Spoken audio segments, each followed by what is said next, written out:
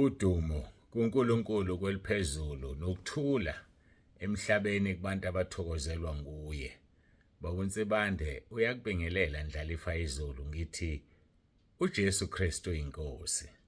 Siyambonga uNkulunkulu wethu siyamdumisa bangcwele ukuba siphinde sihlangane futhi namhlanje kuyo lengosi ekhaya lezwi. Siyambonga nje kakhulu siyamdumisa sinamukele nani kwelapha ku YouTube. Siyabonga kakhulu. Siqhubeka ke nentshumayelo yethu yasentabeni. Intshumayelo yasentabeni. Sizofunda uMathewu chapter 5 verse 7. Babusisiwe abanesihawu ngokuba bayahawukelwa. Babusisiwe abanesihawu ngokuba bayahawukelwa. Izolo ke sike sathinta amaphuzu ukuthi onesihawu uyathethelela. Awuthetheleli wena ngoba unaso isihawu. Manje inkinga yakho ucabanga ukuthi wena mawungamthetheleli umuntu uzoya esihogweni. Kanti nawe uzoya phela ngoba awuzuthethelelwa nawe.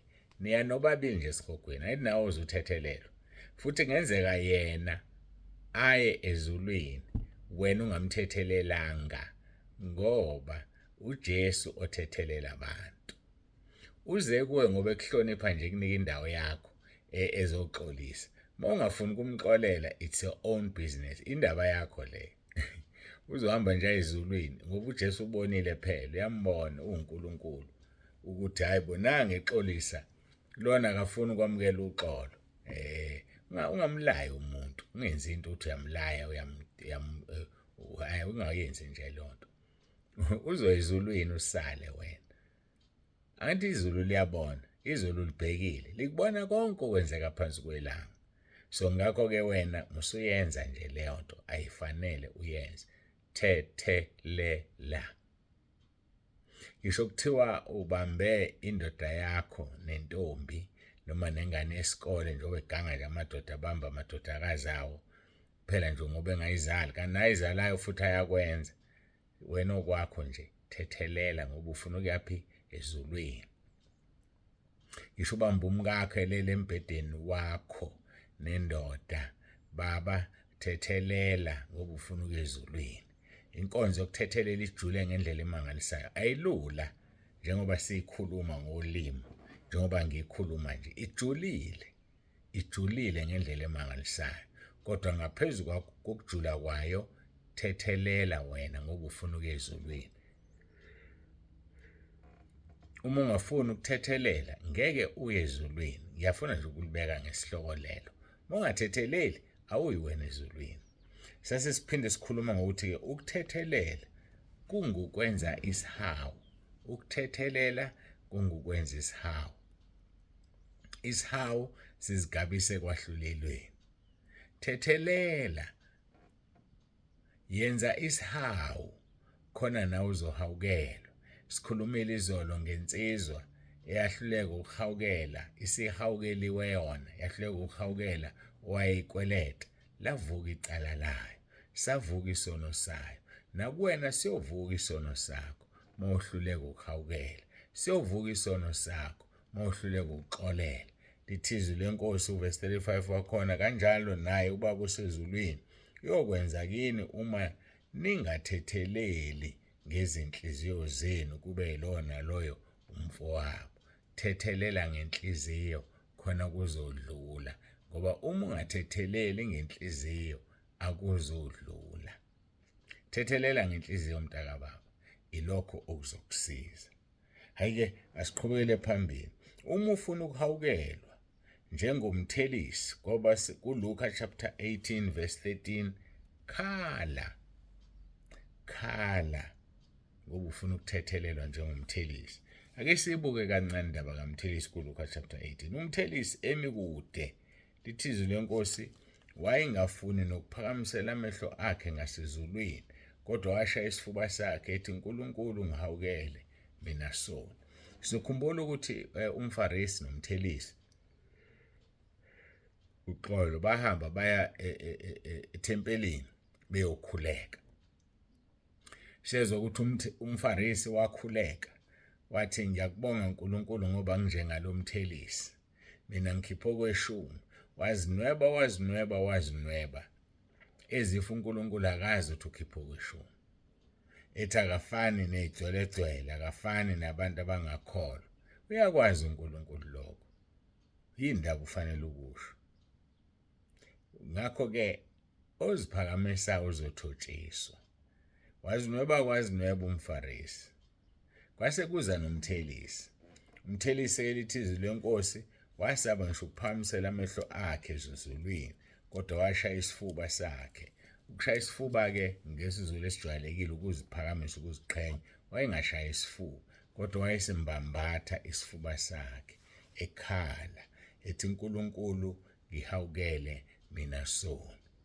Nkosi uJesu siyabuza ithi kulaba ababili imuphi owaya endlini yakhe elungisisiwe na? Impendulo ithi yilo umthelisi wathi ngihawukele mina sona. So-ke kubiza ukuthi ukhuleke uthandaze uma ufuna ukuhawukelwa njengomthelisi. Khala kuNkulunkulu, cela uxolo kuNkulunkulu.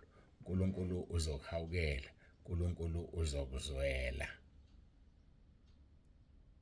Babusisiwe abanesihawu ngokuba bayohawukelwa.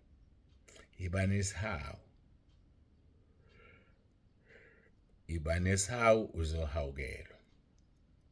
Mark chapter 4 verse 24. uJesu wathi kubo, qaphelani enikuzwayo. Ngaleso silinganiso enilinganisa ngaso nani niyakulinganiselwa ngaso, nenezelwe nina. NgesiZulu-ke sesithi ukhamba lufuze imbiza. Zinjani ukukuhlupha iy'ngane zakho? Zinjani ukukuhlupha kulesa stage sobusha? Kanjani amantombazane? Banjani abafana? Bafuze wena. Angithi into yayenziwa wena. And uzothola ukuthi mhlawumbe bona sebedlulele. Njengoba lisho izwi lenkosi, qaphelani enikuzwayo. Ngaleso silinganiso enilinganisa ngaso nani niyakulinganiselwa ngaso, nenezelwe nina. Kuyoba mo kuwe. Qaphela izinto ozenzayo, futhi uqaphele ozenzile ezingalungile ngoba usazophindiselwa. Xolisa, buyisana naloyo wamonayo, buyisana noNkulunkulu, ulingise indodana yolahleko yathi ngiyakusuka ngiye kuBaba ngithi Baba ngonile kulo izulu naphambi kwakho. So uma sona kuNkulunkulu ezulwini, bese sona kumuntu-ke osibonayo ngaleso sikhathi noma esona kuye ngaleso sikhathi. But uqala uxolise ezulwini ngokuthi uhambe uvuma isono sakho kumntwana kaNkulunkulu akhuleke nawe, bese kuba ima uya kumuntu owonene naye, usuhlome ngomkhuleko phela wokuxolelwa. Naye usophela amandla, amadimoni ayaba namandla phezu kwakho ngoba usunuka igazi likaJesu, usuhlanziwe, uyiphungela imnandi kuNkulunkulu. Kodwa uma uzoqala uhambe uxolise kubantu ungakayi kuJesu, ungahle ushaywe, bangahle bakuvukele, ungahle uphume usuphuma ngenduku. Kanti uma ubuzoqala enkosini uJesu, uzophuma kukuhle kumnandi. Asixoliseni kubantu esonene nabo. Buyisana nentombazana othandana naye. Buyisana nomfana othandana naye. Buyisana nabo. Ngoba uma ungabuyisani nabo, yazi ukuthi khona umfanekiso engake ngawukhuluma ngiwutsheliwe.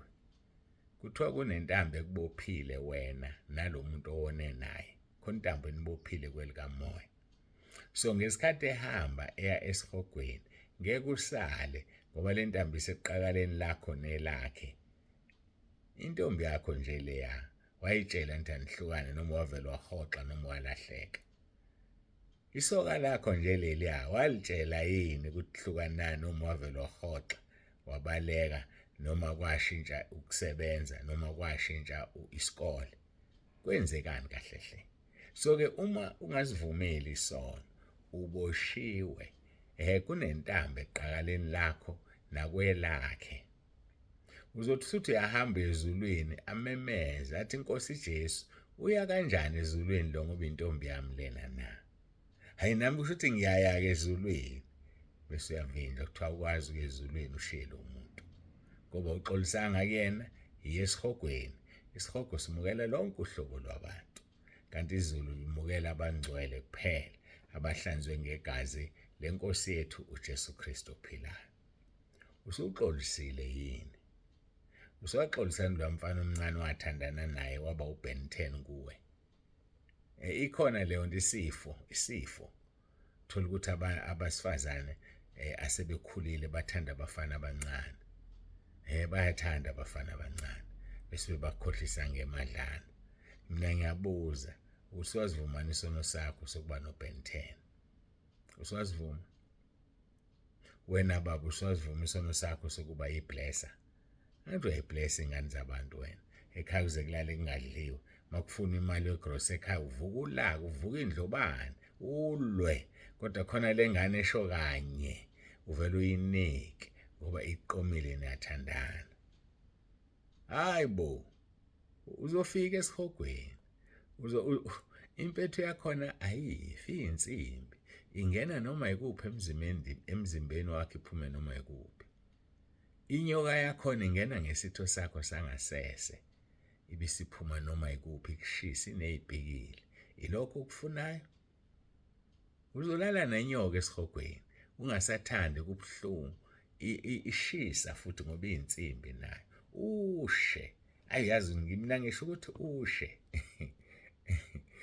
Yazi ukuthi ube kumnandi wenza lesono, ujabule uzibona uyinsizwa kanti usuyikhehle. Bekumnandi udlala lesono. Ntombazane yami omncane, ubona uthathela umama omdala indoda. Ufuna ukudla imali umchutha ngoba ulandela ibhodo eliconsayo. Nasesihogweni uyolithola ibhodo eliconsayo. Lobe liwumlilo nesibabuli. Kobe kubuhlungu. Xolisa. Buyisana naye lo muntu. Buyisana naye. Uma ungasamazike, kade wamgcina usazowenze njani, usungakhuluma nami. Mina ngizokutshela ukuthi yenze njani. Kodwa wena hamba uyoxolisa ngoba limile icala lakho. Simile isono sakho. Siyosuswa irabha enguxolisa. Ngenhliziyo edabukile uzilahle ezinyaweni zikaNkulunkulu. Yilokho kuzokusiza. Ubulalile ingane. Sebenzisile ijazi lomkhwenyana. Nihlelile umndeni. Zifile ingane zabantu. Nasoma. Zifile ingane. Yini niyenzile? Yini niyenzile? Yabona ukuthi itshela imingothi inkombo sekababa. Itshela imingothi inkombo sekababa. Thina ke safunda kudala kwakunencwadi mangaphazama ethi kunyenyeze esikhotheni. Ilwane zazikhuluma ke kuleyo ncwadi. Awu manje ke abantu ke basicupheke lesi silwane ke abafuna ukusibamba basicuphe ngesife. Abanye abazi nesife ukuthini basicuphe. Sifike ke sinye sibuke sikubone lokudla okungaphansi kwetshe. Sijike sekwesinye sithi mntaka baba itshela imngothi.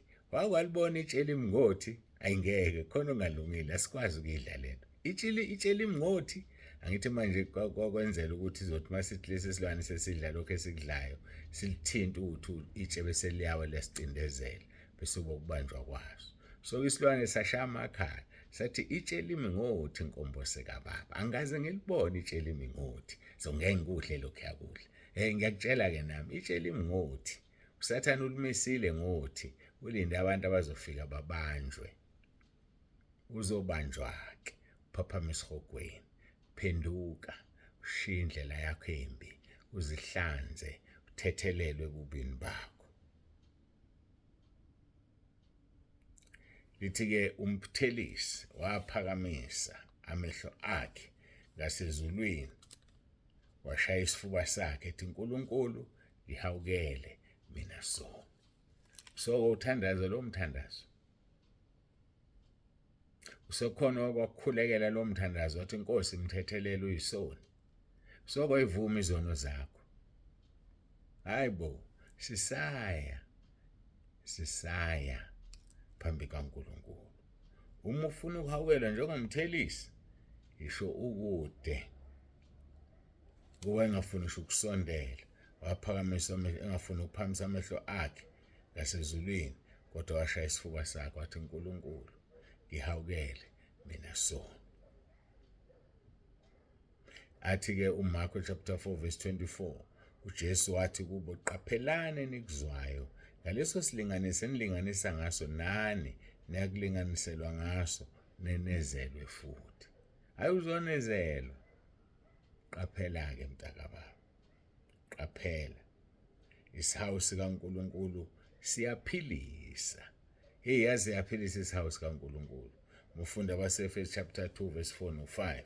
Lithizwi lenkosi, kepha uNkulunkulu ecebile ngesihawu, ngenxa yothando lwakhe olukhulu asithanda ngalo. Verse 5, sesifile ngeziphambeko, wenza siphile kanye noKristu, kungumusa nesindisiwe, kungumusa nesindisiwe. Isihawu sikaNkulunkulu siyaphilisa.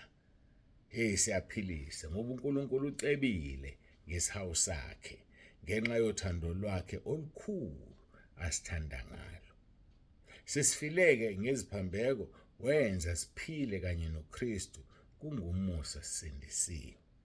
Isihawu sikaNkulunkulu siyaphilisa. Uyaphila nje wena? Hayi ngiyabuza ukuthi uyaphila yini, ngoba isihawu sikaNkulunkulu siyaphilisa. Sizoyibamba-ke la ngesihawu sikaNkulunkulu esiphilisayo, esivulekele wonke umuntu kukwena ukuthi uzikhethele. Inkosi uJesu yakufela esiphambanweni, iyakuthanda, ingu-Alpha no-Omega, isiqalo nesiphetho. Wayifile ngosuku lwesithathu wavuka ephethe ihluthulelo zokufa nezehayidesi, emva kwezinsuku ezingama-40 wenyuselwe ezulwini. Uhlezi ngakwesokunene sikaNkulunkulu Baba, uhlezi ngakwesokunene. Uma-ke nawe wafa kanye naye, ukuphila kwakho kufihlwe kanye naye ngakwesokunene sikaBaba. Sigoqe sikhuleke.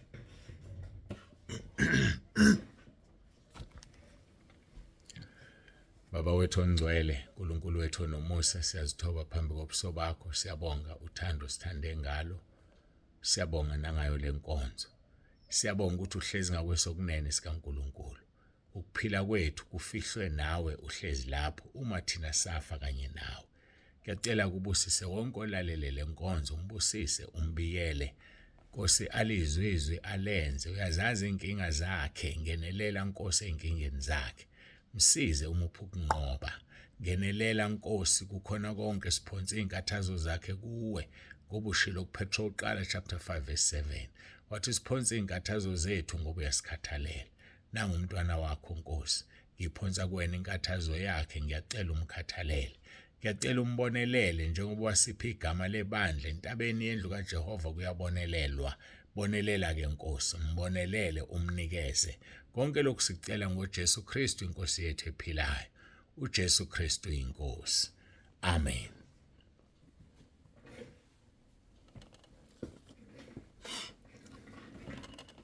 Ayike siyambonga uNkulunkulu wethu kakhulu bangcwele, siyamdumisa ngenkonzo yasesiphe yona. Hamba kuphile umkhonzo uNkulunkulu.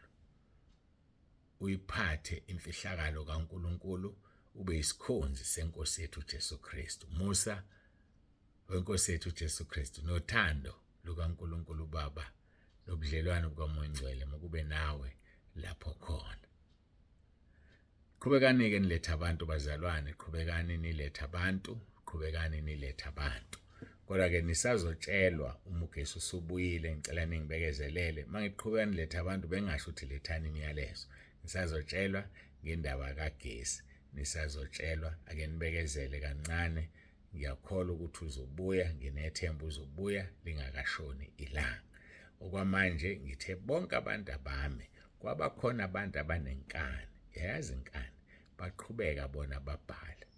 Savumelana sacela ukuthi umuntu ngaphambi kokuba athumele imeseji, yana ekhaya lezwi, ufike ubone ukuthi akukho nokuphuthumayo sokuthunyelelwe. Uyeke ukuthi uvele uthumele nje. Yekani bafethu ukuthumela, yekani ukuthumela. Masikhonzeni uNkulunkulu ngobungcwele, singenzi lezona ezincane ezingenasidingo.